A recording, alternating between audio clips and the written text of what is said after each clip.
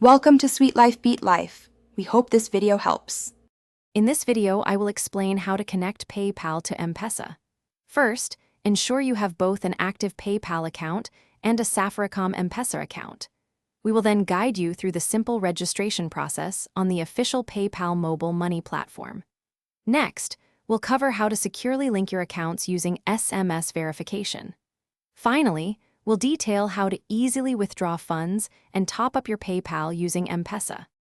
To link your accounts, begin by visiting the official PayPal mobile money website or downloading the dedicated application.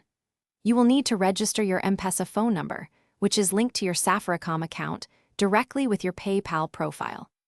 After entering your details, a verification code will be sent via SMS to your Mpesa number. Simply input this code to confirm and complete the secure linking process. Withdrawing funds is straightforward. Once your accounts are linked, log into your PayPal mobile money account and select the withdrawal option. Enter the specific amount you wish to transfer to your Mpesa wallet. Be mindful of any applicable transaction fees and the current exchange rates.